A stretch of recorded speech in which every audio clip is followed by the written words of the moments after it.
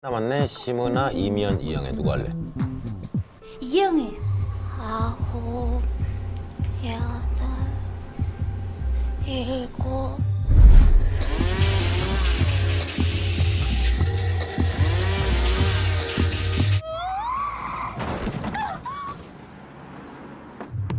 아줌마 빨리 내려. 왜 엄마는 억울한 남의 차를 들이받고 그러는 거야 지금? 그런 사람은 뒤차에 있는 거 안 보여? 차 빼라. 야, 차 다 돌려서 가라 그래.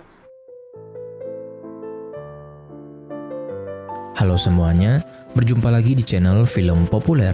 Di video kali ini, kita akan membahas alur cerita film yang berjudul 200 Pounds Beauty. Film ini menceritakan tentang seorang gadis jelek dan gendut, tapi memiliki suara yang sangat bagus. Dan ia ingin menjadi seorang penyanyi yang terkenal. Maka dia pun nekat melakukan operasi plastik agar mimpinya bisa terwujud. Nah, gimanakah kelanjutan ceritanya? Maka langsung aja kita masuk ke videonya.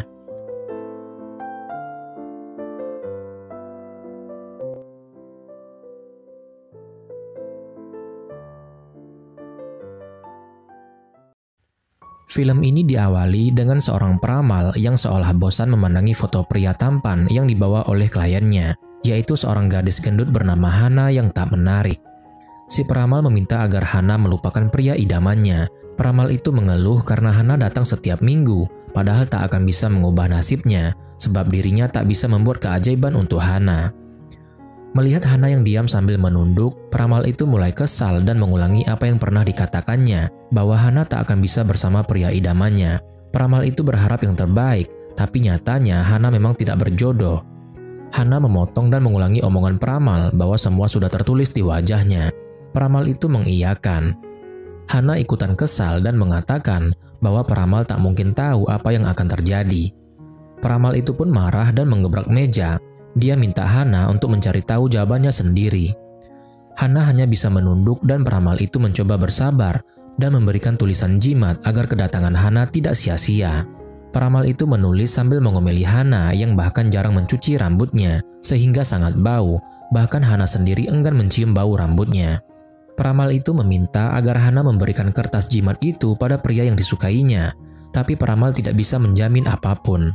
Peramal itu menyerahkan kertas itu dan mengatakan bahwa itu gratis sambil mengusir Hana. Hana tidak beranjak pergi walaupun si peramal sudah mengusirnya. Dia malah ingin membungkuk untuk mengucapkan terima kasih, tapi peramal itu menolak karena tahu kalau gadis di depannya ini akan mengacaukan tempat usahanya. Hana bersikeras dan yang terjadi adalah saat menunduk, tubuh Hana membentur tembok kayu. Tubuh suburnya terdorong ke depan dan menumpahkan tinta merah ke wajah si peramal. Hana meminta maaf dan mencoba membersihkan wajah peramal, tapi Hana tak bisa menyembunyikan tawanya. Yang terjadi selanjutnya malah wajah si peramal kian penuh dengan tinta merah. Saat melihat kertas jimatnya ada di bawah meja, dengan entengnya Hana mengangkat ujung meja dan mengambil kertasnya, tapi hal itu malah membuat patung milik si peramal jatuh dan pecah. Si peramal tak bisa lagi menahan kemarahannya, dia pun mengusir Hana. Hana adalah gadis pemalu karena memiliki tubuh yang subur dan dia bekerja sebagai operator telepon mesum. Hana memilih pekerjaan itu karena sebagai operator tidak memerlukan wajah dan penampilan yang cantik, cukup bermodal suara saja. Sebagai operator telepon mesum hanyalah sebagai pekerjaan sampingannya, tapi pekerjaan utama Hana adalah sebagai penyanyi, tapi bukan penyanyi yang sesungguhnya. Dia memberikan suaranya yang merdu kepada seorang penyanyi terkenal bernama Ami. Jadi, Hana bermodal suara sedangkan Ami bermodalkan penampilan dan kecantikan. Hana terlihat berdandan dan bersiap menuju panggung. Irama musik yang menghentak membuat penonton bersorak-sorak menunggu kehadiran penyanyi idolanya di atas panggung. Kemudian, seorang penyanyi berpakaian seksi akhirnya muncul, diikuti dengan teriakan senang dari para penonton. Dialah Ami, penyanyi yang hanya bermodalkan wajah cantik dan tubuh langsing. Ami mulai menari bersama penari latarnya.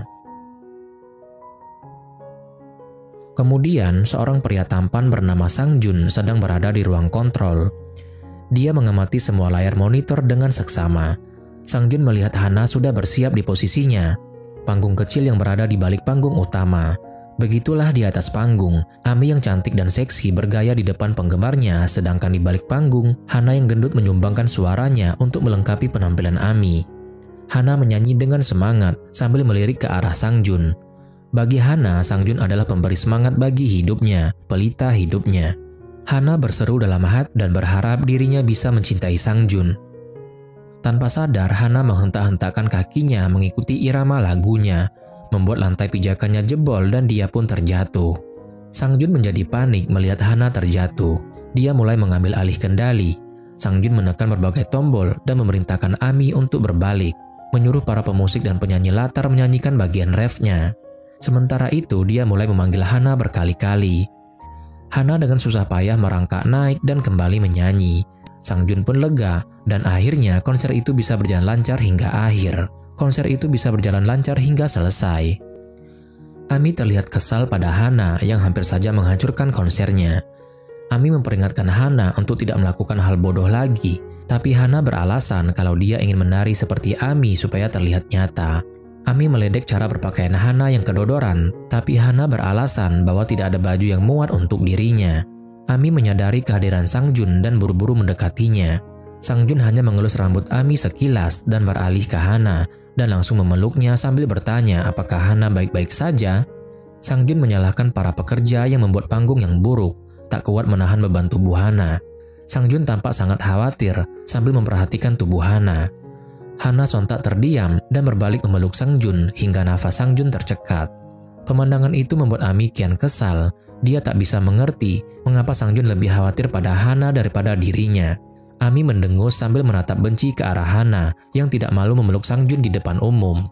Di belakang Ami, Jungmin dan bos Sang Jun juga terkejut. Scene pun beralih. Hana berada di sebuah kedai bersama Jungmin, sahabatnya. Hana menduga bahwa Sang Jun menyukainya, tapi Jungmin berusaha menyadarkan Hana bahwa hal itu tak mungkin terjadi. Hana pun tersenyum malu dan mengiyakan karena Sang Jun sangat baik padanya. Jungmin meminta agar Hana berhenti bermimpi. Jungmin mengatakan bahwa ada 3 tipe wanita bagi seorang pria. Pertama, wanita cantik yang ada di poster seperti harta karun. Kedua, wanita biasa seperti dirinya bagaikan sebuah hadiah. Dan ketiga adalah wanita jelek seperti Hana bagaikan sebuah penolakan. Hana pun tidak bisa menjawab dan ingin makan daging lagi. Jungmin kesal dan melarang Hana untuk makan terus. Hana ikutan kesal dan mengatakan bahwa dirinya punya intuisi kalau Sang Jun menyukainya. Jungmin tidak percaya karena intuisi itu berdasarkan pengalaman. Dia bertanya apakah Hana pernah jatuh cinta. Hana pun terdiam. Dia teringat tentang cinta pertamanya pada seorang sales obat diet. Pria itu ternyata hanya memanfaatkannya saja. Hana dan Jungmin memandangi sebuah gaun cantik yang terpajang di etalase sebuah toko. Hana berharap bisa mengenakan gaun itu dan tampil cantik, tapi Jungmin menggeleng, tanda bahwa hal itu tidak mungkin bagi Hana.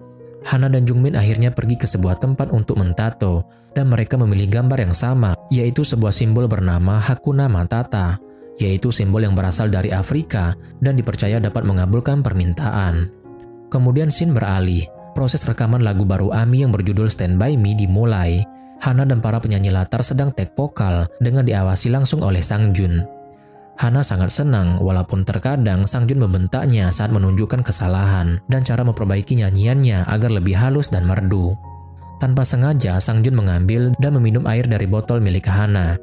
Hana tersenyum bahagia dalam hati dan terus menyimpan botol bekas diminum Sang Jun. Hana mencoba sedikit bergaya saat menyanyi, tapi dia mendadak salah tingkah saat Sang Jun menatapnya. Sang Jun juga salah tingkah dan tersenyum melihat tingkah Hana. Saat promosi lagu baru itu, Hana tidak peduli walaupun dirinya harus bersembunyi di balik panggung, asalkan dia bisa melihat wajah Sang Jun. Dia sudah puas bila melihat Sang Jun tersenyum padanya. Malam itu, Sang Jun mengantarkan Hana ke suatu tempat. Sepanjang perjalanan, Sang Jun mencoba mencari kekurangan Ami, dan dia tahu bahwa Ami tak sebagus Hana. Hana yang sedang menggambar Hakuna Matata di bukunya hanya tersenyum ketika Sang Jun memotivasi Hana agar bekerja lebih baik. Hana merasa harapannya melayang tinggi saat Sang Jun melirik dan memujinya. Ternyata Hana minta diantarkan ke sebuah rumah sakit. Saat Sang Jun bertanya siapa yang dikunjungi dan Hana menjawab bahwa dia akan mengunjungi orang yang sangat dia cintai. Tiba-tiba muncul seorang pria stres membuat mereka terkaget. Pria stres itu menari dan kemudian 2 orang perawat pria muncul dan membawa pria itu pergi. Hana merasa tidak enak dan buru-buru pamit. Dia takut Sang Jun bertanya macam-macam karena yang mereka kunjungi adalah rumah sakit jiwa. Kemudian Sang Jun mengundang Hana untuk ikut merayakan pesta ulang tahunnya besok, dan Hana pun mengangguk senang. Ternyata Hana mengunjungi ayahnya. Sepertinya ayah Hana tidak bisa menerima kenyataan bahwa istrinya sudah meninggal, sehingga dia menganggap Hana sebagai istrinya. Setiap malam Hana mengunjungi ayahnya untuk menemaninya berdansa. Ayah bertanya tentang Hana pada istrinya. Hana pun menjawab kalau putrinya sekarang telah menjadi seorang penyanyi dan tampaknya putrinya itu sedang jatuh cinta. Hana tersenyum sendiri sambil memeluk ayahnya. Ayah mengeluh karena tubuh istrinya kian berat saja, dan hal itu membuat Hana agak kesal. Dia mempererat pelukannya dan mengajak ayah untuk berdansa saja tanpa memikirkan hal lain. Sang Jun pulang sambil tersenyum dan matanya tidak sengaja melihat buku milik Hana yang tertinggal di mobilnya. Dia mengambilnya dan kembali tersenyum melihat buku itu penuh dengan ikon senyum dan simbol Hakuna Matata. Hana sedang menyiapkan sweater yang akan diberikan pada Sang Jun sebagai hadiah ulang tahun ketika Jungmin masuk sambil membawa kotak besar. Jungmin membaca pesan yang ada dalam kotak itu. Ternyata itu paket yang dikirim oleh Sang Jun. Isinya baju yang bisa Hana kenakan untuk pergi ke pestanya. Sang Jun mengatakan kalau paket itu sebagai ucapan terima kasih atas segala kerja keras Hana selama ini. Jungmin menunjukkan rasa tidak sukanya setelah membaca surat Sang Jun sambil menatap ngeri ke arah anting-anting besar di tangannya. Jungmin merasa ada yang aneh.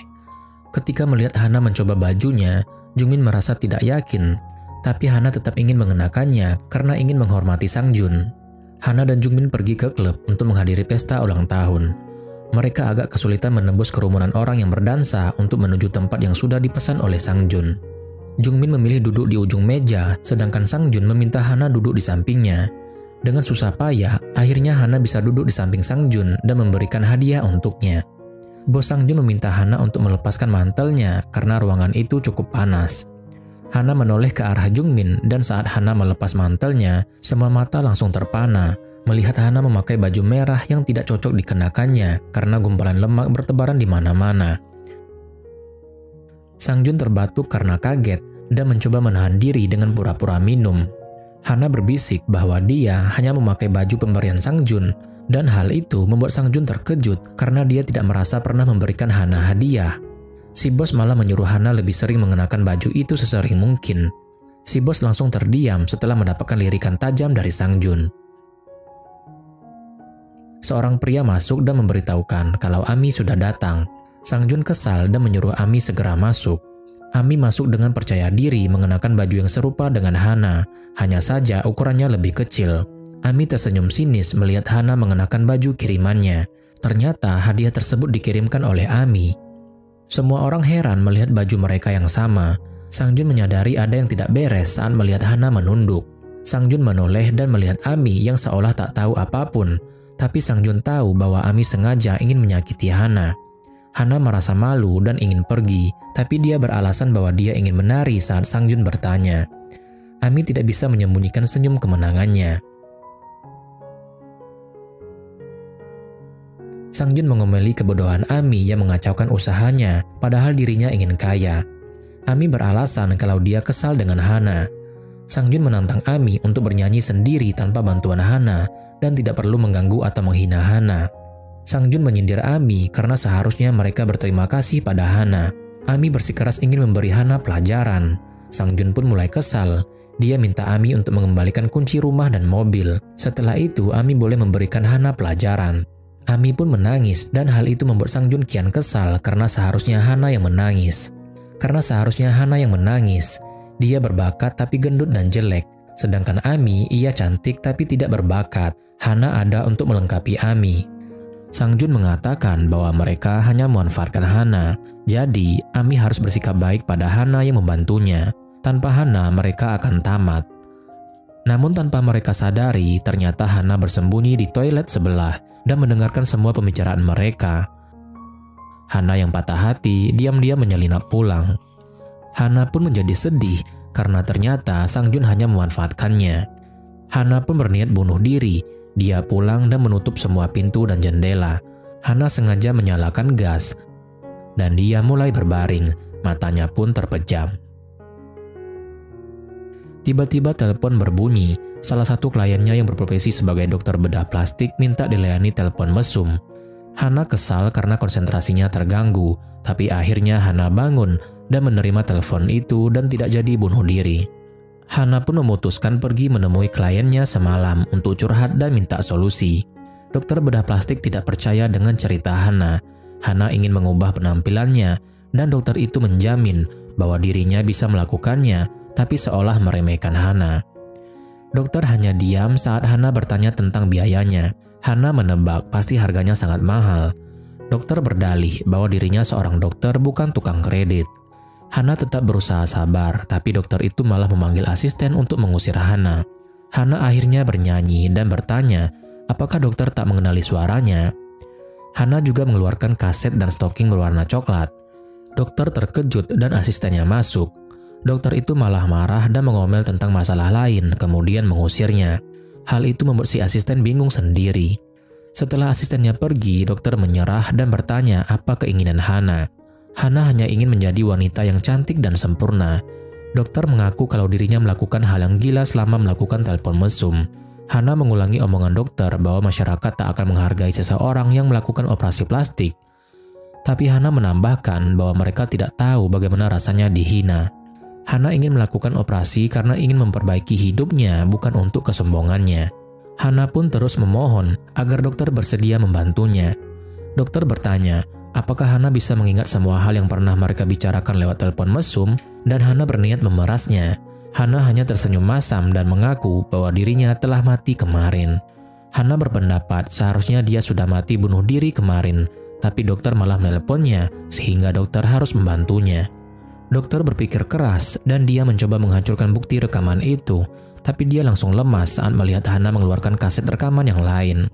Dokter kehabisan kesabaran, dia menuduh Hana berniat memerasnya, tapi dokter itu kaget saat Hana menghancurkan kaset yang dibawanya. Hana menatap dokter itu dengan tatapan memohon dan mengatakan bahwa hidup matinya ada di tangan dokter. Hana ingin menjadi orang baru karena dia sudah tidak kuat menahan rasa sakit hati, penolakan dan hinaan karena tubuhnya yang gendut dan jelek. Dokter itu pun akhirnya menyerah dan bersedia membantu Hana. Dia meminta asistennya mengatur jadwal operasi. Mereka mulai berdiskusi tentang bentuk wajah yang diinginkan oleh Hana. Hana membersihkan kamarnya dan membuang semua simpanan makanannya. Dia juga terpaksa membuang anjing kesayangannya. Hana meninggalkan semuanya, tapi saat akan meninggalkan kamarnya, dia mengambil sebuah boneka cantik berambut pirang pemberian ayahnya. Akhirnya, Hana menjalani operasi plastik.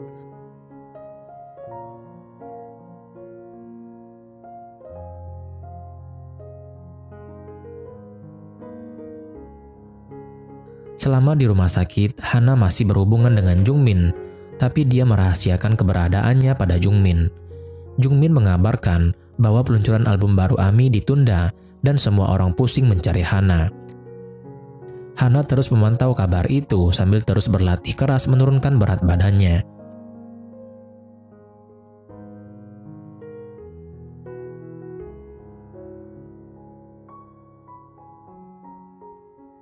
Saat masih dalam masa pemulihan, Hana menyempatkan diri untuk mengunjungi ayahnya. Dia berjanji akan segera datang dengan penampilan yang berbeda, tubuh langsing, dan wajah yang cantik seperti yang diharapkan ayahnya. Sebelum pergi, Hana memberikan boneka cantik dan kacamata hitam untuk ayahnya.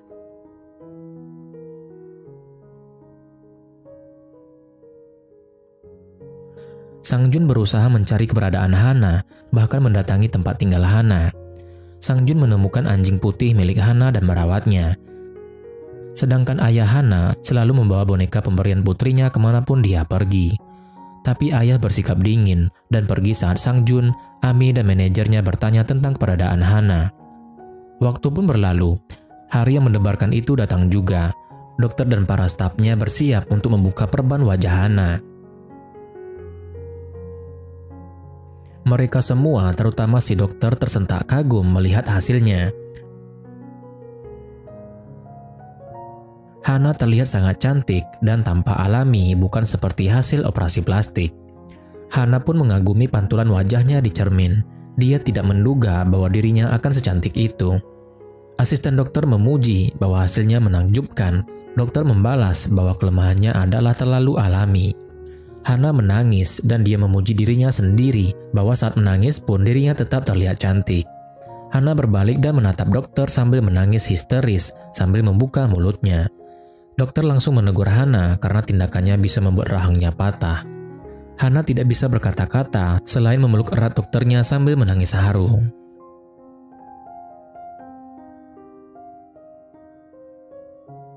Hana mencoba celana lamanya dan dia berteriak senang karena kedua kakinya muat dalam satu lubang celana. Hana menyelinap keluar kamarnya dan masuk ke dalam ruang ganti suster. Dia pergi berjalan-jalan dengan mengenakan baju suster dan dia senang melihat tatapan kagum dari para pria yang melihatnya. Hana berhenti di sebuah toko yang memajang gaun cantik yang dulu pernah dia lihat bersama Jungmin. Tapi saat itu dia hanya bisa melihat tanpa berani mencobanya, tapi kini tubuhnya sudah langsing. Hana tersenyum sambil masuk ke dalam toko untuk membeli gaun itu. Hana mengenakan gaun impiannya saat keluar dari toko. Dia berjalan melenggak-lenggok layaknya seorang model. Dia tertawa bahagia dan siap memulai hidup barunya. Hana tampil percaya diri dan pergi ke mall. Dia tidak sengaja melihat Ami yang melakukan sesi tanda tangan ditemani oleh Sang Jun dan manajernya. Hana hampir tersandung lift karena terus menatap Sang Jun tanpa berkedip. Hana merasa sangat rindu karena sudah lama dia tak melihat Sang Jun. Hana mengintip dari konter makeup karena takut ketahuan, padahal kini dirinya sudah memiliki penampilan yang baru. Seorang manajer dan penyanyi bernama Pink menghampiri dan mengejek Ami karena aktingnya jelek, sehingga ratingnya tidak lebih dari 5%. Si manajer meminta lagunya agar bisa dinyanyikan oleh Pink daripada dinyanyikan oleh Ami. Sang Jun hanya bisa menatap mereka dengan sorot marah. Mereka akhirnya pergi sambil tertawa mengejek. Hana segera menunduk saat melihat Pink dan manajernya berjalan ke arahnya. Hana pura-pura mengambil sebuah alat peraga, tapi si penjaga konter menegurnya karena alat yang dipakai Hana itu salah tempat. Seharusnya untuk mata, tapi Hana malah menggunakan untuk bibirnya. Hana tersenyum malu dan memperbaiki kesalahannya. Hana mengikuti Ami dan Sang Jun hingga ke tempat parkir mobil. Dia mengintip Ami yang kesal dan tidak mau main sinetron lagi, tapi Sang Jun balas membentak dan mengatakan itu salah satu usaha untuk mempertahankan popularitas Ami. Sang Jun mengusir Ami agar masuk ke dalam mobil dan sementara Sang Jun menerima telepon. Hana terus mengintip Sang Jun yang sedang berjalan menuju mobil sambil menelpon. Seorang pengantar makanan yang mengendarai motor tidak bisa konsen setelah melihat kecantikan Hana.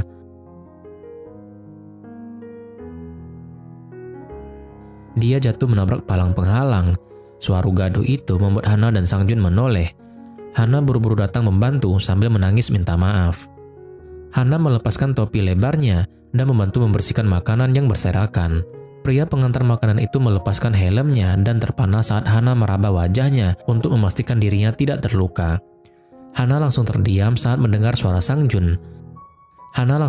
saat mendengar suara Sang Jun. Dia buru-buru mengenakan helm dan pergi dari tempat itu. Sedangkan Sang Jun dan si pengantar makanan hanya bisa melongo melihat tingkah Hana yang aneh. Si pengantar makanan itu tak keberatan Hana mengambil helmnya dan mendapat ganti topi lebar milik Hana. Hana kembali mengikuti Sang Jun, kali ini ke dialer mobil. Hana tidak berniat membeli mobil, dia hanya ingin mengamati Sang Jun yang sepertinya hendak membeli mobil. Tapi Hana merasa tidak enak ketika mendengar sales mobil itu tak marah saat dirinya tak sengaja mencopot wiper mobilnya. Hatinya kian luluh saat sales itu memujinya sebagai gadis cantik dan menawan.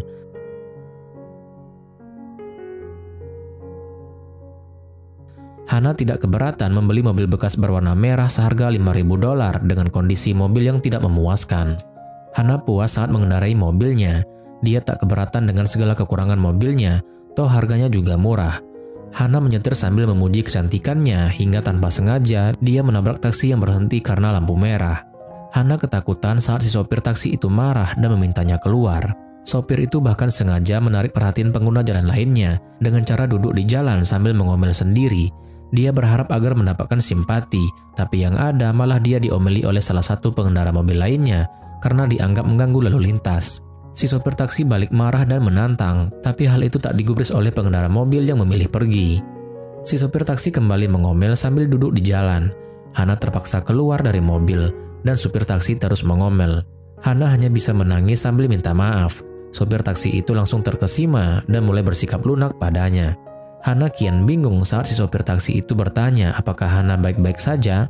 Seorang ibu yang menjadi penumpang taksi itu ikut keluar, tapi ibu itu malah bingung melihat tingkah sopir taksinya. Seorang polisi yang melihat kekecauan yang ditimbulkan Hana, awalnya hendak melakukan hal yang sama seperti yang dilakukan sang sopir taksi. Tetapi begitu melihat wajah Hana yang cantik dan mempesona, dia seolah tersihir dan balik menyalahkan sang sopir atas kecelakaan yang terjadi. Sang sopir mengiyakan saja tuduhan polisi lalu lintas itu. Dia bahkan tak memperdulikan darah segar yang menetes dari kepalanya karena saking terpesonanya dengan sosok Hana. Ibu penumpang itu kesal dengan sikap polisi dan sopir taksi yang seolah tersihir oleh Hana. Ibu itu minta polisi untuk memeriksa SIM milik Hana dan mereka semua terkejut dan tidak percaya karena foto Hana di SIM sangat jauh berbeda dengan wajah Hana sekarang. Akhirnya Hana dibawa ke kantor polisi dan mereka akan membebaskan Hana setelah ada teman yang mengonfirmasi kebenaran identitasnya. Ibu penumpang taksi itu masih kesal pada Hana karena kini semua polisi itu bersikap lunak pada Hana. Bahkan ada yang mengusulkan agar Hana dibebaskan saja karena tidak tega melihat Hana menangis. Ibu itu menebak kalau Hana pasti sudah melakukan operasi plastik. Para polisi itu kesal karena ibu itu terlalu banyak bicara. Jungmin terlihat berlarian menuju kantor polisi begitu mendengar kabar bahwa Hana menabrak seseorang. Jungmin menatap lurus ke arah Hana, tapi dia langsung mengacuhkannya dan dia menghindarkan pandangan di ruangan itu. Jungmin terlihat sedih ketika menemukan sosok seorang wanita gemuk dengan tampang acak-acakan yang terbaring di tempat tidur dalam kondisi memprihatinkan. Jungmin mengira wanita tersebut adalah Hana, sahabatnya. Dia bahkan sempat memarahi para polisi itu yang tidak memberi sahabatnya makanan lebih banyak. Wanita pengemis itu hanya bisa meringis karena merasa tidak mengenal Jungmin. Jungmin benar-benar prihatin melihat keadaan Hana yang kini menjadi kurus, bau, dan jelek. Hana sendiri agak bingung dan kesal karena Jungmin mengacuhkannya. Hana menghampiri Jungmin. Apakah dia mengenal Hana? Akhirnya Hana mengajak Jungmin ke toilet dan menunjukkan tato yang sama seperti milik Jungmin. Jungmin berseru kegirangan dan takjub melihat perubahan Hana. Jungmin memukul Hana dengan gemas, tapi Hana langsung berteriak dan beralasan bahwa silikonnya mungkin akan bergeser. Mereka kemudian saling berpelukan sambil tertawa senang. Jungmin menceritakan kekacauan yang terjadi selama setahun Hana menghilang. Bahkan album baru AMI terpaksa ditunda karena mereka sibuk mencari pengganti Hana atau pengisi suara untuk AMI. Hana berniat ikut audisi, tapi Jungmin melarang karena takut ketahuan. Hana beralasan bahwa Jungmin juga pasti tidak mengenalinya bila dia tidak menunjukkan tatonya. Akhirnya Jungmin setuju membantu Hana ikut audisi. Proses audisi itu berjalan lambat. Tidak ada satupun calon yang sesuai dengan kriteria Sang Jun. Mereka semua tampak stres dan putus asa ketika Jungmin masuk dan memperkenalkan peserta audisi baru, seorang gadis yang berasal dari California, blasteran Korea Amerika bernama Jenny. Jenny yang dimaksud adalah Hana. Sang Jun mengizinkan Hana atau Jenny masuk. Jenny masuk dengan mengenakan kacamata hitam dan tidak berani berdiri menghadap ke arah Sang Jun dan kawan-kawan. Sang Jun memanggil Jenny dan dia hanya melambaikan tangan sekilas. Sang Jun kembali bertanya apakah Jenny bisa berbahasa Korea, dan Jenny menjawab sedikit sambil memperagakan dengan jarinya. Sang Jun meminta Jenny membuka kacamatanya. Jenny melakukan apa yang diperintahkan, tapi Sang Jun agak kesal karena Jenny tak mau menghadap ke arahnya. Jenny melirik ke arah Jungmin, dan Jungmin memberikan kode agar Jenny menuruti kemauan Sang Jun. Akhirnya Jenny memberanikan diri menatap ke arah Sang Jun dan semuanya. Sang Jun kehilangan mood dan minta musik segera dimainkan. Musik mengalun sesuai perintah Sang Jun dan Jenny mulai menyanyi. Awalnya semua orang pesimis dengan kemampuan Jenny, tapi mereka seolah terhipnotis ketika mendengar suara Jenny yang merdu. Sang Jun yang awalnya ragu kini malah merasa mendengar suara Hana.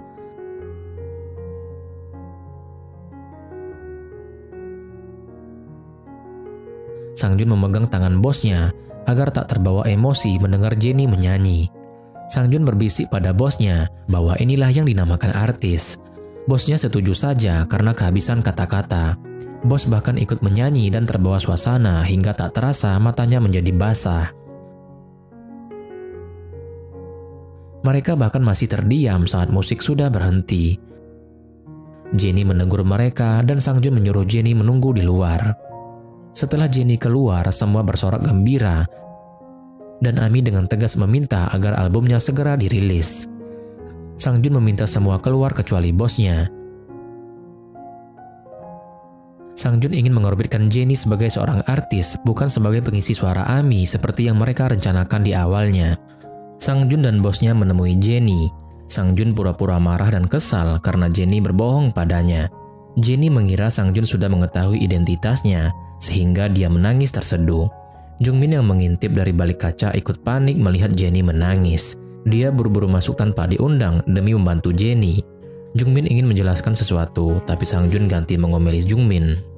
Sang Jun mengatakan bahwa dia tahu kalau Jennie membuntutinya sejak dari mall hingga di aler mobil.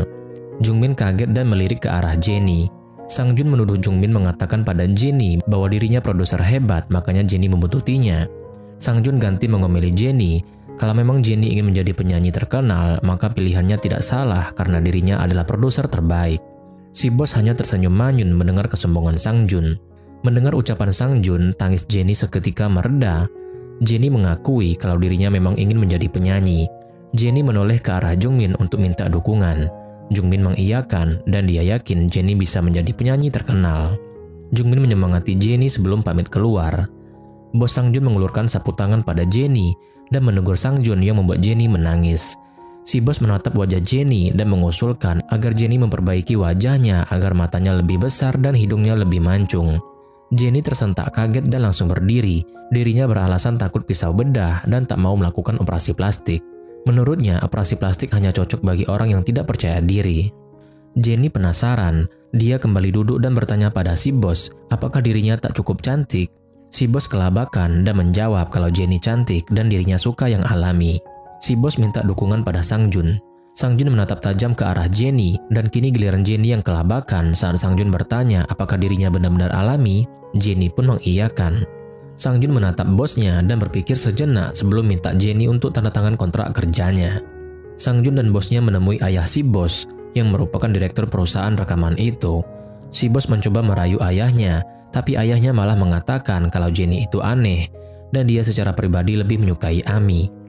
Direktur menanyakan kelebihan apa yang dimiliki oleh Jennie pada Sang Jun. Sang Jun mengatakan bahwa wajah Jennie yang tanpa dosa serta memiliki kecantikan yang alami adalah hal yang tak bisa dibeli dengan uang. Akhirnya direktur setuju dan Jennie resmi dikontrak perusahaan Sang Jun. Jennie menjalani sesi pemotretan dan syuting beberapa iklan. Dokter bedah plastik ikut senang dan bangga melihat wajah Jennie kini terpampang di koran. AMI yang sedang berolahraga tampak kesal saat melihat iklan yang dibintangi Jennie hingga dirinya terjatuh dari treadmill. Sang Jun sedang mengajari Jennie di studio. Mereka duduk berhadapan. Tiba-tiba Jennie mengambil sesuatu yang menempel di baju Sang Jun. Jungmin yang tidak sengaja melihatnya hanya diam tanpa berkomentar. AMI sedang menemani ayah Hana nonton TV dan ayah tampak senang dan bertepuk tangan ketika melihat iklan yang dibintangi oleh Jennie. Tiba-tiba ayah ingin pipis dan AMI berteriak memanggil perawat, tapi akhirnya malah AMI sendiri yang mengatakan ayah Hana ke toilet. AMI menelpon Sang Jun dan protes tentang Jennie, tapi Sang Jun yang sedang makan tidak terlalu peduli dengan keluhan AMI. Hal itu membuat AMI kian kesal dan bertekad untuk mencari Hana. Sang Jun marah dan membentak agar AMI tidak membawa-bawa Hana. Teriakan Sang Jun membuat Jennie yang sedang makan bersamanya tersentak kaget. Sang Jun mengatakan kalau Hana memang kangen pada ayahnya, suatu saat pasti akan muncul. Sang Jun mengakhiri pembicaraannya dan berpesan agar AMI berkonsentrasi pada sinetronnya. AMI bersikeras kalau dirinya seorang penyanyi, tapi Sang Jun sudah menutup teleponnya. AMI berteriak kesal kalau dirinya ingin menjadi penyanyi. Tiba-tiba ayah Hana menyahuti bahwa manusia hanya berencana, tapi Tuhanlah yang menentukan segalanya. Manusia hanya sanggup melakukan semampunya. AMI hanya bisa menatap ayah Hana dengan heran. Sang Jun mengajak Jennie untuk melihat sebuah video. Dalam video itu, tampak Hana sedang bernyanyi dengan penuh penghayatan. Sang Jun bertanya tentang pendapat Jennie. Jennie sengaja berkelit dan mengatakan kalau kualitas videonya sangat bagus. Jennie bertanya, kamera apa yang Sang Jun gunakan? Tapi hal itu malah membuat Sang Jun agak kesal. Sang Jun kembali mengulangi pertanyaannya, apa yang Jennie rasakan setelah mendengar suara nyanyiannya. Jennie mengatakan kalau suaranya merdu, sangat dalam, ekspresif dan menyentuh.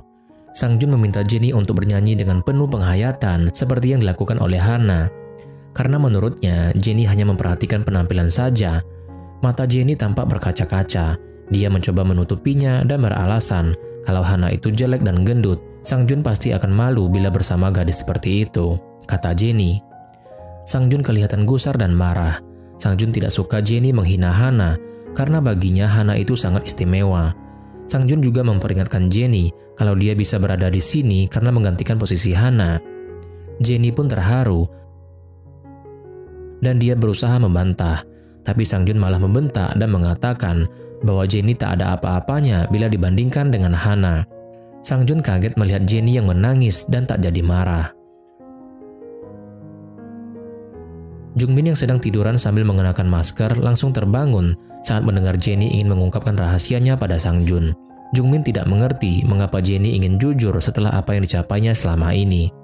Jenny beralasan bahwa lebih baik mengatakannya sekarang daripada terlambat. Dia yakin Sang Jun bisa mengerti dan memahaminya. Tapi Jungmin melarang keinginan Jenny itu dan kembali mengingatkan tentang 3 tipe wanita menurut pria. Dan Jenny menyahut bahwa wanita cantik bagai harta karun. Jungmin meralat dan mengatakan bahwa Jenny tidak termasuk karena seseorang yang melakukan operasi plastik tidak bisa dikatakan cantik tapi monster. Jenny menjadi sedih dan tak menduga bahwa Jungmin akan mengatakan hal yang menyakitkan seperti itu. Jungmin berdalih bahwa semua pria sama saja lebih suka kecantikan fisik yang alami. Dia yakin bahwa Sang Jun juga seperti itu. Jenny mulai kesal dan menyindir Jungmin yang seolah memiliki banyak pengalaman, seolah punya banyak penggemar. Jungmin balas mengatakan bahwa setidaknya dirinya punya pengalaman lebih banyak dari Jenny dan dirinya tak bertepuk sebelah tangan. Jenny menyindir dan bertanya, apakah Jungmin sedang jatuh cinta pada pria pemilik kartu nama yang dipegangnya? Jungmin pun mulai kesal karena mengira Jenny membuka isi tasnya, tapi Jenny membalas kalau Jungmin yang ceroboh, tidak membersihkan kantungnya setelah meminjam bajunya. Mulai muncul aura permusuhan di antara mereka. Jenny menasihati Jungmin dengan berbagai macam petuah. Rupanya Jenny masih trauma dengan pengalaman cinta pertamanya dulu. Jungmin kesal karena Jenny mulai membandingkan dirinya dengan Hana yang dulu. Jungmin menyerah dan tak mengatakan apapun lagi. Jenny pergi menemui Sang Jun yang baru selesai mandi. Jenny beralasan kalau ada sesuatu yang ingin dibahasnya tentang video Hana. Sang Jun menunjukkan wajah tidak mengerti, tapi mengizinkan Jenny masuk dan mengajaknya makan malam bersama. Jenny membuka pembicaraan dengan bertanya pendapat Sang Jun tentang wanita yang melakukan operasi plastik.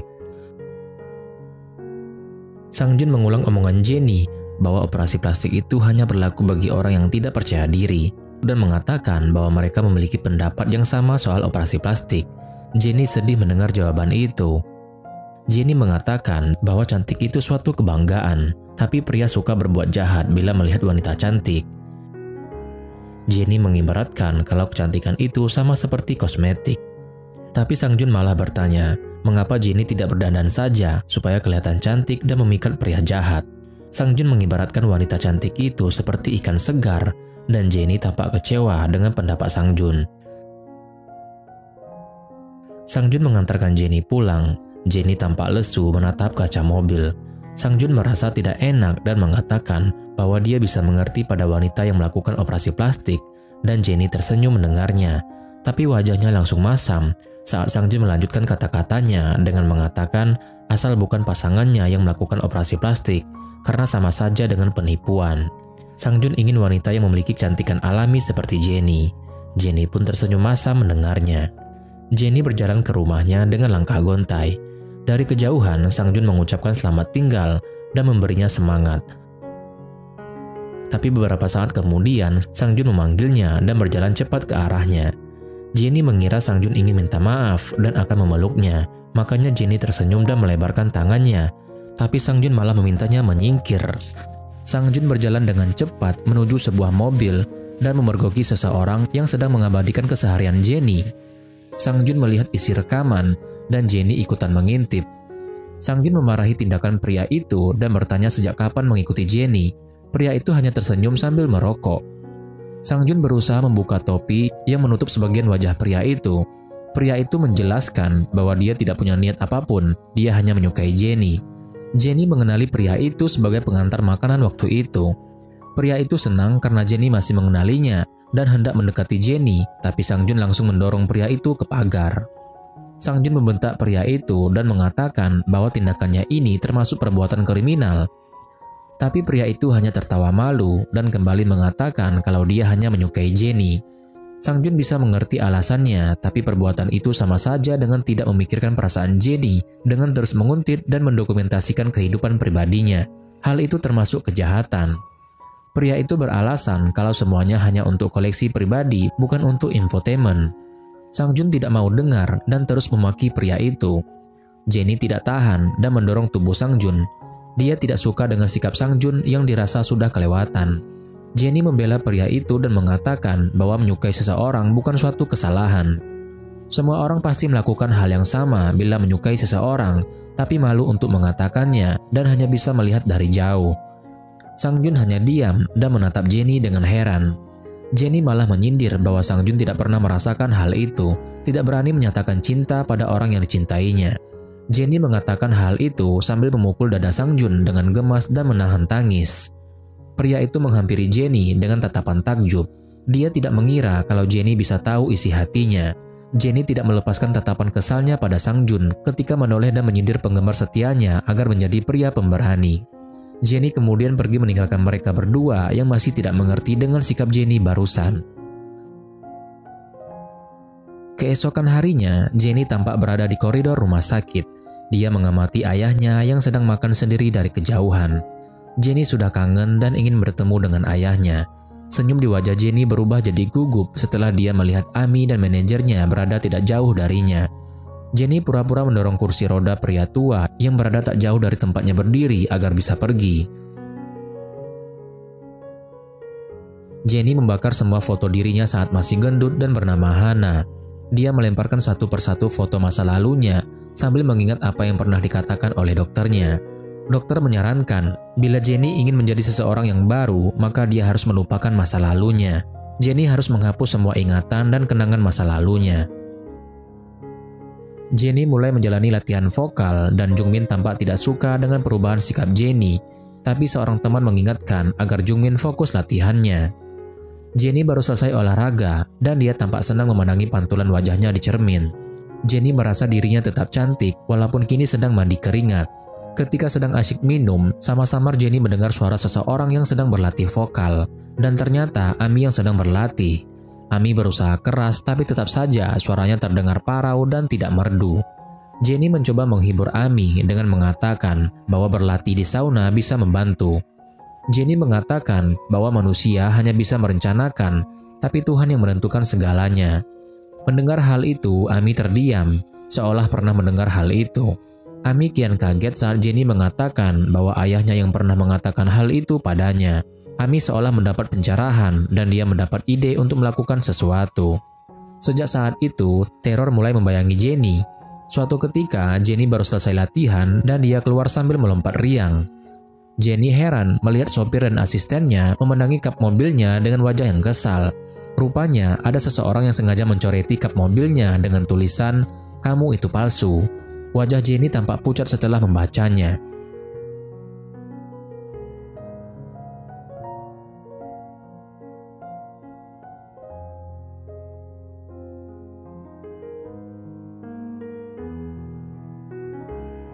Ami masih setia datang dan menemani ayah Hana di rumah sakit. Dia sangat tidak suka saat melihat ayah tersenyum gembira ketika melihat konser Jenny di TV. Kini Jenny telah menjadi bintang tenar. Banyak yang mencari beritanya di internet. Jenny tampak minum bersama Sang Jun di tepi sungai dan kemudian dilanjutkan dengan minum wine di studio. Jenny kelihatan agak mabuk dan Sang Jun mulai mendekatinya. Jenny jadi salah tingkah ketika Sang Jun mengambil gelasnya dan ingin menciumnya. Jenny meraih tangan Sang Jun dan mengatakan kalau dirinya belum siap. Jenny tersenyum puas memandangi Sang Jun yang tertidur pulas di atas karpet bulu yang tebal. Dia menggambar simbol Hakuna Matata di dinding kaca. Dia senang karena simbol itu benar-benar mengabulkan harapannya. Dulu dia hanya bisa memandang Sang Jun dari jauh, tapi kini dirinya bisa sangat dekat dengan Sang Jun. Sang Jun terbangun dan membawa segelas air putih untuk Jenny, tapi ternyata gadis itu tertidur di sofa. Sang Jun menyelimutinya dan duduk di kursi putar. Tiba-tiba, matanya tertuju pada sebuah simbol yang ada di dinding kaca.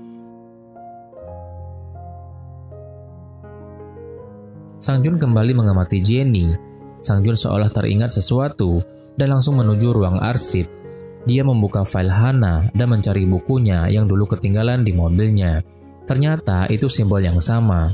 Sang Jun mulai mengingat potongan-potongan kejadian saat dirinya menemukan buku Hana di mobilnya. Saat Jenny bertanya tentang operasi plastik, saat Jenny mengungkapkan kekesalannya karena Sang Jun tidak peka terhadap cinta sepihak, dan cara memeluk Hana dan Jenny ternyata sama. Perasaan Sang Jun campur aduk. Dia tidak menduga kalau Hana dan Jenny adalah orang yang sama. Sang Jun sedang melihat video Hana yang sedang ikut audisi. Terdengar suara seseorang yang menanyakan apa yang dipikirkannya saat membuat sebuah lagu. Dan Hana menjawab kalau dirinya menuliskan hati yang tidak bisa dia sampaikan pada seorang yang dia sukai. Sang Jun buru-buru mematikan videonya ketika Jenny masuk. Sang Jun masih syok menerima kenyataan bahwa Hana adalah Jenny. Sang Jun memandangi Jenny dengan tatapan masih tak percaya. Sementara Jenny menatapnya sambil tersenyum. Sang Jun meminta Jenny melupakan apa yang pernah terjadi. Jenny agak kaget saat Sang Jun mengatakan ingin sendiri, dan Jenny akhirnya keluar. Pesta digelar di sebuah klub untuk menandai peluncuran album perdana Jenny. Para tamu antusias menyambut Jenny, tapi Jenny masih tampak canggung. Jungmin mengamati Jenny dari kejauhan. Jenny terus mencuri pandang ke arah Sang Jun. Jenny ngobrol dengan bos Sang Jun. Si bos mengingatkan agar Jenny merapikan tali bajunya. Bos buru-buru pamit saat melihat ada masalah dan meninggalkan Jenny sendirian. Tiba-tiba Ami dan manajernya mendekati Jenny. Semula Ami memberikan selamat atas peluncuran album barunya, dan Jenny hanya tersenyum malu. Ami mengatakan kalau ada penggemar yang sangat ingin bertemu dengan Jenny. Entah benar-benar atau hanya pura-pura tak dengar, Jenny meminta Ami mengulangi apa yang dikatakannya. Ami tersenyum sinis dan memberikan jalan agar Jenny bisa melihat lebih jelas. Di belakang Ami, ayah Hana berdiri sambil tersenyum pada Jenny, membuat Jenny kaget dan tak tahu harus berbuat apa. Ayah Hana mendekati Jenny sambil menunjukkan bonekanya. Jungmin yang tak sengaja melihatnya menjadi kaget dan tak mengerti mengapa ayah bisa bersama Ami. Jenny bingung dan takut ketahuan Sang Jun yang terus mengawasinya. Makanya Jenny menepis boneka itu. Ayah Hana memungut dan membersihkan boneka itu. Dia berniat memberikan boneka itu pada Jenny. Sang Jun datang dan menarik kerah baju ayah dan menariknya menjauh. Ayah Hana terjatuh, dan Jungmin membantunya sambil melirik tajam ke arah Jenny yang hanya diam saja takut rahasianya terbongkar. Sang Jun mendekati Jenny dan bertanya apa dia mengenalnya, tapi Jenny pura-pura tidak tahu dan menganggapnya sebagai penggemar. Sang Jun mendekati Ami dan manajernya. Dia marah dan meminta mereka untuk memulangkan ayah Hana kembali. Sang Jun pun pergi sementara Jenny masih ketakutan. Jungmin membantu ayah Hana berdiri dan mendekati Jenny. Jungmin menyindir Jenny. Bila Jenny memang menganggap ayahnya sebagai penggemar, setidaknya Jenny harus menerima boneka pemberian ayahnya. Jenny hanya diam saat ayah Hana ingin menyerahkan bonekanya. Jungmin mengajak ayah Hana pergi. Jenny menatap kepergian mereka dengan tatapan sedih. Di studio, Sang Jun tampak berpikir keras. Jenny masuk dan tak tahu harus mengatakan apa, tapi Sang Jun malah menyuruhnya pulang dan istirahat agar bisa tampil prima saat konser besok. Jenny ingin mengatakan bahwa dirinya tahu pria tua tadi, tapi Sang Jun kembali memotong dan mengatakan bahwa pria tua itu hanya penggemar saja. Jenny ingin membantah dan mencoba menjelaskan, tapi Sang Jun mulai kesal dan membentaknya dengan mengatakan, "Hentikan Kang Hana." Jenny pun langsung terdiam. Dia kaget dan bertanya, sejak kapan Sang Jun mengetahuinya? Tapi Sang Jun berkilah bahwa rahasianya aman dan tidak ada seorang pun yang akan tahu. Kalaupun ada yang tahu, maka semuanya sudah terlambat. Jenny masih penasaran, tapi Sang Jun seolah ingin menghindar dan berjalan menjauh. Sang Jun akhirnya menoleh dan mengatakan bahwa itu tak penting. Kini yang ada hanyalah Jenny, dan Jenny akan konser pertama besok. Jenny pun sedih dan menangis. Dia bertanya, apakah Sang Jun tetap ingin dirinya menjadi Hana? Sang Jun mengatakan bahwa dirinya memberikan kesempatan yang sama pada Hana dan Jenny. Jenny seolah menyindir dengan mengatakan bahwa Hana itu bodoh dan menyia-nyiakan kesempatan, sedangkan dirinya masih memiliki kesempatan. Jenny mengakui kalau apa yang dia lakukan selama ini hanya demi Sang Jun, tapi Sang Jun seolah tidak mengerti. Jenny mengaku menyesal karena telah mengambil langkah besar dalam hidupnya tapi tak dihargai. Jenny bertanya, mengapa Sang Jun membawa anjingnya. Jenny menuduh Sang Jun punya niat tersembunyi. Jenny mengungkapkan semua unek-uneknya bahwa Sang Jun telah membuat dirinya takut melakukan operasi plastik. Sang Jun seolah merasa bersalah dan minta maaf kepadanya. Jenny mendatangi dokternya untuk memeriksa lukanya. Dokter kembali mengomeli Jenny yang ceroboh, tapi Jenny hanya diam dan langsung pergi.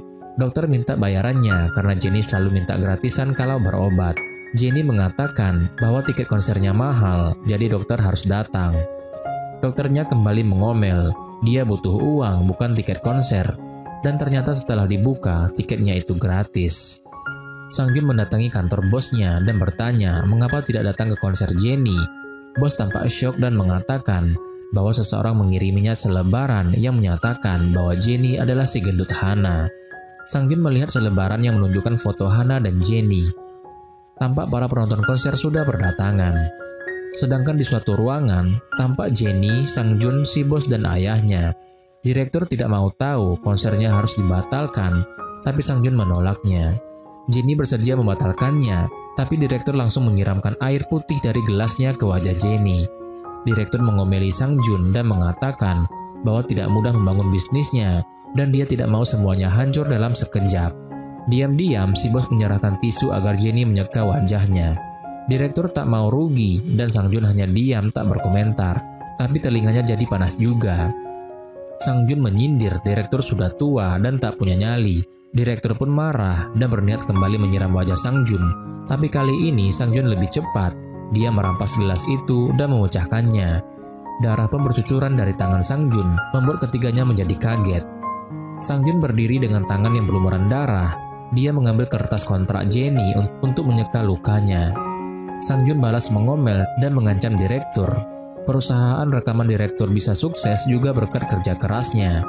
Sang Jun tahu siapa dalang semuanya dan dia pasti akan menyelesaikannya. Sang Jun bersikeras akan tetap mengadakan konser dan dia yakin konsernya akan sukses. Sang Jun mengajak Jenny keluar ruangan untuk bersiap-siap. Ketika keduanya telah pergi, si bos mengambil kertas kontraknya yang sudah kotor berlumuran darah, tapi langsung terdiam melihat direktur yang manyun. Jenny merasa tidak enak dan bertanya apa lukanya sakit. Sang Jun mengatakan kalau lukanya cukup sakit sambil menunjukkan tangannya yang diperban. Sang Jun meminta Jenny konsentrasi pada konsernya, sementara dia akan menangani Ami. Langkah mereka pun terhenti saat melihat Jungmin mengajak ayah Hana untuk antri masuk ke gedung konser. Rupanya ayah sangat ingin melihat konser perdana putrinya. Jenny menemui Jungmin di toilet dan minta maaf soal kejadian semalam tentang ayahnya. Jenny bertanya apakah Jungmin yang mengantar ayahnya pulang. Jungmin pura-pura kaget mendengar Jenny memanggil pria tua itu sebagai ayah, padahal semalam hanya menganggap sebagai penggemar. Jungmin mengatakan kalau semalam ayah menginap di rumahnya. Jungmin menyindir Jenny yang sengaja menyembunyikan ayahnya di rumah sakit, padahal ayah ingin sekali nonton konsernya. Jungmin langsung pergi ketika melihat Jenny kehabisan kata-kata dan hanya bisa menangis. Penonton mulai riuh dan tidak henti memanggil nama Jenny. Salah satunya adalah si pria pengantar makanan. Bos dan direktur ikut datang dan melihat suasana konser yang ramai. Bahkan si bos tidak segan menunjukkan lightstick yang dibawanya pada direktur. Sang Jun sedang di ruang kontrol ketika seorang kru mengabarkan sesuatu. Sang Jun menemui Jenny yang sedang duduk termenung di ruang rias. Sang Jun bertanya mengapa Jenny menolak untuk tampil, padahal dia sudah berjanji akan menyelesaikan masalah yang mungkin terjadi. Jenny bimbang dan hendak pergi, tapi kemudian dia mendengar suara penonton yang terus memanggil namanya tanpa henti. Sang Jun membuka tangannya seolah ingin menunjukkan bahwa para penggemar sudah tak sabar ingin melihatnya. Tapi Jenny malah menangis dan menggeleng. Sang Jun gemas dan mendekatinya. Dia memegang kedua bahu Jenny dan mengatakan bahwa semua ini bukan untuk dirinya atau siapapun, tapi konser ini milik Jenny. Semuanya tentang mimpinya yang kini menjadi kenyataan. Ayah Hana tampak senang duduk di kursi penonton sambil memainkan bonekanya. Lampu gedung mulai dipadamkan dan penonton menjadi keheranan. Tiba-tiba sekitar panggung menjadi terang dan lampu sorot bergantian menerangi para penonton yang bersorak senang karena acara segera dimulai. Ami berdiri di samping panggung sambil tersenyum sinis. Tampak Sang Jun yang memberi aba-aba dengan tangannya. Musik mengalun dan penyanyi latar mulai bernyanyi saat Jenny muncul dari bawah panggung. Jenny masih tampak ragu melihat penonton yang sangat banyak dan menanti pertunjukannya. Jenny mungkin galau, apalagi saat melihat ayahnya yang tersenyum seraya menunjukkan bonekanya. Sesekali dia melirik ke arah Sang Jun seolah minta dukungan. Jenny masih ragu, musik menghentak dan penyanyi latar sudah menyanyi dengan semangat. Tapi Jenny malah berjalan lunglai. Ayah Hana merasa bahwa putrinya butuh dukungan, sehingga ayah mulai berjalan hingga mendekati panggung. Ayah begitu mengeluh-elukannya, membuat Jenny kian bimbang dan hanya diam walaupun sudah waktunya menyanyi. Ayah terus bersorak dan berteriak hingga membuat penonton di barisan depan terganggu. Sang Jun tidak ingin acaranya gagal, dia menggumamkan sesuatu, dan akhirnya 2 orang security datang dan berniat membawa ayah Hana menjauh. Melihat ayahnya akan dibawa pergi, muncul keberanian dalam dirinya dan menghentikannya. Suara Jenny membuat suasana yang semulanya riuh langsung menjadi hening. Penonton terdiam dan musik pun berhenti. Semua penonton memandang Jenny dengan sorot tak mengerti. Jenny mulai menangis dan menguatkan hati untuk mengatakan semuanya. Dengan ragu, Jenny mengatakan bahwa dirinya tidak bisa melakukannya dan minta maaf karena telah mengecewakan semua yang telah datang. Sang Jun tampak menghela nafas. Dia tahu kalau ini akan terjadi, tapi dia tidak bisa berbuat apa-apa. Jenny mengakui bahwa dirinya bukanlah Jenny, tapi melainkan Hana. Tampak wajah para penonton yang tidak tahu apa yang Jenny bicarakan. Ayah memandang Jenny seolah terharu dengan nasib putrinya. Jenny menjelaskan kalau Hana itu jelek dan gendut, makanya dia bersembunyi di balik panggung dan menyanyi untuk artis lain. Jenny bercerita sambil menahan tangis kalau dirinya memutuskan untuk melakukan operasi plastik dari ujung kepala hingga ujung kaki.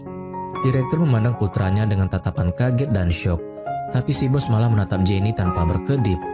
Para penonton juga kaget mendengar penjelasan Jenny. Mereka seolah jijik dan tak percaya. Hana telah berubah menjadi cantik dan bernama Jenny. Kini dia hanya punya satu permintaan, yaitu dia ingin dicintai. Sang Jun menatap Jenny seolah merasa salut dengan keberaniannya. Jenny merasa bahagia dengan apa yang dimilikinya sekarang. Tapi dia malah mengacaukan semuanya, meninggalkan temannya, mengabaikan ayah dan dirinya sendiri.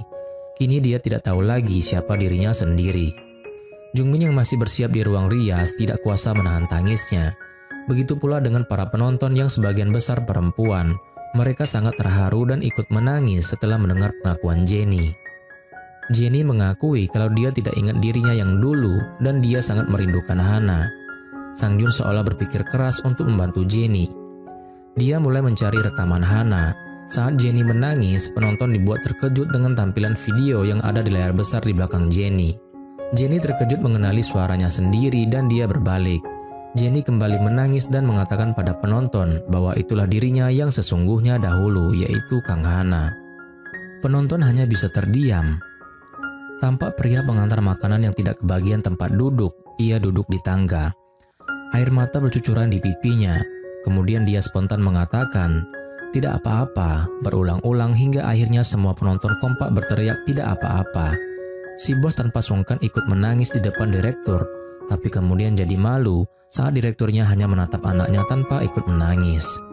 Jenny mengatakan bahwa Jenny tidak ada di panggung ini, tapi dia tetap akan menyanyi sebagai Hana, si gadis gendut dan jelek. Dia minta agar Hana diizinkan sekali saja untuk menyanyi menghibur semuanya. Sang Jun tampak tersenyum puas. Jenny mulai menyanyi, tapi dia tak bisa konsentrasi karena suaranya terganggu oleh isak tangisnya. Tiba-tiba ada seseorang yang menyambungkan nyanyiannya. Dia adalah Jungmin. Seolah mendapat kekuatan, Jenny akhirnya ikut bernyanyi, tapi itu pun hanya sebentar saja karena Jenny terharu dengan reaksi Jungmin dan penggemar yang mau menerimanya. Sang Jun ikut terharu, bahkan dokter bedah tampak menyeka air matanya dengan sapu tangannya. Jenny melirik ke arah Sang Jun dan Sang Jun pun tersenyum. Dia mengizinkan Jenny untuk menemui ayahnya. Jenny turun panggung dan memeluk ayahnya sambil meminta maaf. Ayah tidak berkata apapun, hanya tersenyum senang melihat impian putrinya kini telah menjadi kenyataan. Dokter bedah menghampiri direktur dan anaknya. Dia memperkenalkan diri sebagai dokter yang mengubah Hana menjadi Jenny. Pernyataan dokter bedah itu tidak ditanggapi oleh direktur dan putranya. Bos berlari menuju ruang kontrol. Dia memerintahkan Sang Jun memberikan semua efek yang ada, tapi yang ada malah si bos sendiri yang melakukannya. Direktur sampai menarik anaknya agar tidak berbuat yang aneh-aneh.